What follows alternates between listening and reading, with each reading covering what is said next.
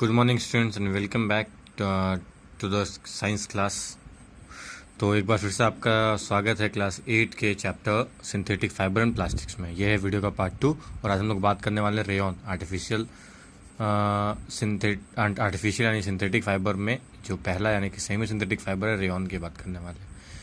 तो सबसे पहले रेयॉन की बात करने के पहले पिछले वीडियो में मैंने आपको बताया था कि रेयॉन किसका बना होता है और किस तरीके से किस तरीके से ये सिल्क के ओवर नेचुरल सिल्क से बेहतर है। इसमें हम लोग बात करेंगे इसको प्रिपेयर कैसे करते हैं, फिर इसके यूजेस क्या है, इसके कैरेक्टरिस्टिक्स क्या क्या है। ठीक है, तो चलिए बात करते हैं रेयॉन। सबसे पहला बात करते हैं रेयॉन के बारे में। तो rayon is called first semi synthetic fibre. ये पहला सेमी सिंथेटिक फाइबर। इसको सेमी सिंथेटिक कहने के पीछे वजह यह है क्योंकि ये सेलुलोज का बनाया जाता है। इसके जो मोनोमर्स होते हैं, जो केमिकल कंपोनेंट्स होते हैं, वो सेलुलोज का होता है। सेलुलोज एक नेचुरल फाइबर है, नेचुरल कंपोनेंट है। और इसको प्रिपेयर करने के लिए कुछ केमिकल्स जैसे कि NaOH, H2SO4 वगैरह का इस्तेमाल किया जाता है और ये लैब में प्रिपेयर होता है। फाइनल रिजल्ट लैब में मिलता है। इसीलिए रेयॉन को समहाउ से सिंथेटिक भी माना गया, इसीलिए इसको सेमी सिंथेटिक कहते हैं। Neither it is completely natural और nor it is completely synthetic. Okay, तो it is just semi synthetic. ठीक है, चलिए इसके प्रिपरेशन की बात करते हैं कि ये प्रिपेयर कैसे होता है। तो इसके प्रिपरेशन का बहुत सिंपल सा तरीका होता है। पहला काम होता है कि सेलुलोज को हम लोग प्राप्त कर लेते हैं। First step is to get cellulose. उसके बाद हम लोग क्या करते हैं, इसको डाइल्यूट H2SO4 में मिलाते हैं। डाइल्यूट H2SO4 में मिला करके एक विस्कस सॉल्यूशन तैयार करते हैं। विस्कस मतलब होता है गाढ़ा, मतलब जेली टाइप, ना सॉलिड और ना ही कंप्लीट लिक्विड। ठीक है, तो एक विस्कस सॉल्यूशन तैयार करने के बाद हम लोग क्या करते हैं कि इसको एक स्पिनरेट से पास करते हैं। स्पिनरेट क्या होता है? तो स्पिनरेट एक सिंपल सा डिवाइस होता है जिसको आप हिंदी में चलनी कहते हो। एक्चुअली जो समझ रहे हो इधर, हम अपनी भाषा में लोकल लैंग्वेज में सीव कहते हैं, SIEVE, जिसमें ऐसे बहुत सिलेंड्रिकल स्ट्रक्चर बना पड़ा होता है और ऐसे इसमें बहुत सारे ऐसे होल बने होते हैं इस तरीके से। और क्या किया जाता है कि जो सेलुलोज का ये जो H2SO4 में मिलाने के बाद विस्कस सॉल्यूशन तैयार हुआ है उसको हम इसमें डालते हैं और इसको बहुत स्ट्रांगली ऊपर से प्रेस किया जाता है।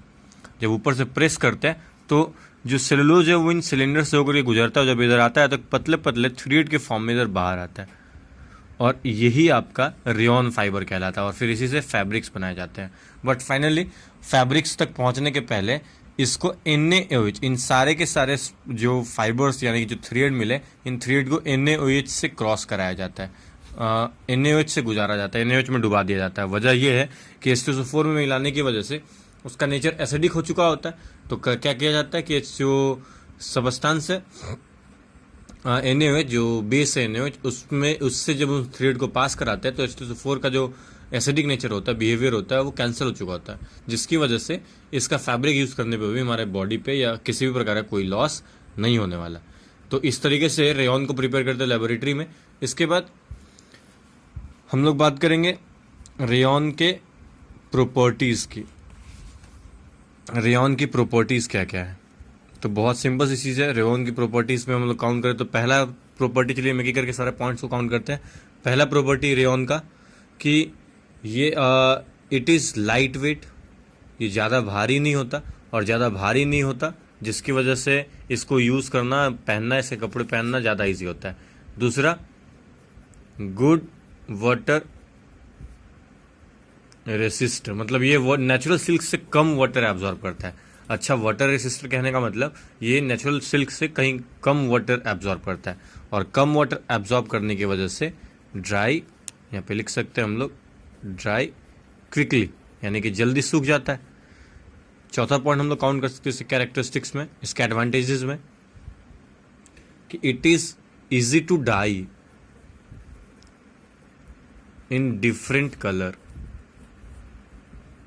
डिफरेंट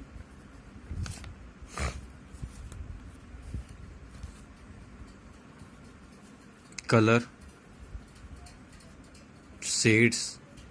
इसका मतलब हुआ कि इसको आसानी से हम दूसरे कलर में रंग सकते हैं, दूसरे शेड्स में कन्वर्ट कर सकते हैं, और यही वजह है कि ये काफ़ी इंडस्ट्री जो है उसको आसानी से प्रोड्यूस कर सकती है, इसके अलग अलग वेरिएशंस। इसके बाद हम लोग क्या कह सकते हो, it is easy to dye के बाद ये इट डजेंट श्रिंक। इसका एक और प्रॉपर्टी होगा, इट डज नॉट श्रिंक, मतलब ये सिकुड़ता नहीं है। ये सिकुड़ता नहीं है, इसकी वजह से इसको बार बार आयरन करने वाली परेशानी हम लोगों को झेलनी नहीं पड़ती, और ना ही धोने के बाद ये इसके छोटे होने का चांसेस रहता है। इसके बाद इसका अपीयरेंस जो है वो सिल्क लाइक है, सिल्क लाइक अपीयरेंस है। सिल्क लाइक अपीयरेंस होने की वजह से इसको रिगार्ड किया गया है आर्टिफिशियल सिल्क, जिसकी वजह से अभी नेचुरल सिल्क को बहुत कड़ी टक्कर दे रहा है मार्केट में, और उसका पोजीशन ये ले रहा है। और क्या कह सकते हैं, और कह सकते हैं कि it is easy to handle और मेंटेन। इसको मेंटेन करना काफ़ी ईजी है। और कह सकते हो it is resistant to moths, resistant to moth. इसका मतलब क्या होता है कि कुछ इंसेक्ट्स होते हैं जो हमारे कपड़े को, जैसे कॉटन वगैरह, उसको काफ़ी टाइम तक छोड़ दो तो उसको काट करके उसमें होल बना देते हैं, उसको बेकार कर देते हैं। तो ये जो होते हैं आर्टिफिशियल सिल्क जो होता है ये मॉथ रेसिस्टेंट होता है, मतलब मॉथ्स वगैरह से इसको कोई फ़र्क नहीं पड़ता, मॉथ्स वगैरह का इस पर कोई असर नहीं पड़ता। और हमारा ये जो कपड़ा है जो रेयॉन है वो नेचुरल सिल्क के कंपेरिजन में काफ़ी लंबा टिकता है। तो ये सारी प्रॉपर्टीज़ थी रेयॉन की। अभी हम एक बार काउंट कर लेते हैं कि भाई ये क्या है, लाइट वेट है, हल्का है, तो यूज़ करना इजी है, गुड वाटर रेसिस्टर है, मतलब कब पानी कम एब्जॉर्ब करेगा तो जल्दी सूखेगा। ये इसको अलग अलग रंगों में डाई करना आसान है, इसलिए इसके अलग अलग शेड्स कन्वर्ट करा सकते हैं, अलग अलग टाइप के डिज़ाइन इस पर आसानी से रंग कलर करके निकाल सकते हैं। ये श्रिंक नहीं करता है, इसमें श्रिंक करने की प्रॉपर्टी नहीं होती। ये इसका अपीयरेंस सिल्क की तरह होता है, नेचुरल सिल्क की तरह होता है, जिसकी वजह से इसको आर्टिफिशियल सिल्क रिगार्ड किया गया है। इसके बाद ये ईजी टू हैंडल करना आसान है, मेंटेनेंस इसका काफ़ी आसान है, रख रखाव काफ़ी आसान है, और ये मॉथ रेसिस्टेंट है। मॉथ रेसिस्टेंट का मतलब इस पर मॉथ से कोई फ़र्क नहीं पड़ता। ये सारे एडवांटेजेस हैं आपके रेयॉन के। इसके बाद हम लोग बात करेंगे प्रॉपर्टीज़ के बाद बात करने हम लोग को यूजेस की, कि रेयॉन के यूजेस क्या क्या हैं। तो रेयॉन के बहुत सारे यूजेस हैं। पहला तो सिल्क के रूप में यूज़ होता है, तो इसका बहुत सारा कर्टेन बना सकता है, इसका साड़ी मतलब शारी हो गया, और भी बहुत सारे क्लॉथिंग आइटम बनाए जा सकते हैं, और भी बहुत सारे क्लॉथिंग आइटम्स बना सकते हैं, सॉक्स हो गए और ट्राउजर्स वगैरह हो गए, ये सब बनाया जा सकते हैं। इसके अलावा ब्लैंकेट्स, कर्टेन्स वगैरह इसका बनाया जा सकता है। इसके अलावा इस रेयॉन को कॉटन के साथ मिक्स करके बेडशीट भी बना सकते हैं। एक चीज़ और है, ब्लेंडेड फाइबर, एक टर्म है यहाँ पे, इस टर्म को हम लोग याद रखेंगे। ये टर्म ब्लेंडेड फाइबर टर्म का मतलब होता है खास वैसे टाइप के फाइबर के लिए यूज़ होता है जिसमें दो या दो से अधिक अलग अलग टाइप के फाइबर्स को आपस में मिला करके तैयार किया गया हो। जैसे कि रेयॉन को कॉटन के साथ मिला देंगे, और मिलाने के बाद एक नया फाइबर मिलेगा जिसका यूज़ करके बेडशीट वगैरह मिला सकते हैं। इसको वूल के साथ मिला देंगे तो फिर कारपेट वगैरह बना सकता है। ठीक है, तो इस तरीके से अलग अलग टाइप के फाइबर तैयार करने में भी ये हेल्प करता है हमें।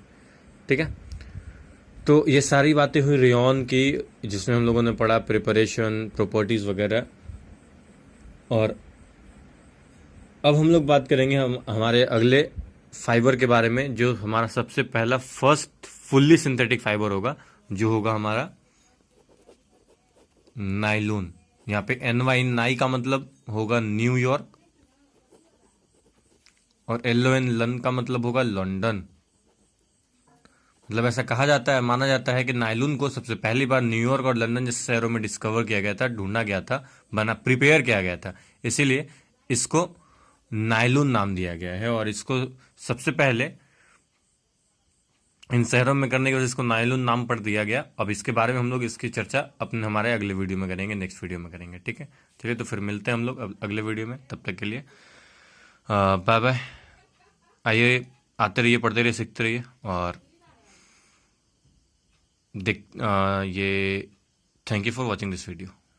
Bye, may God bless you.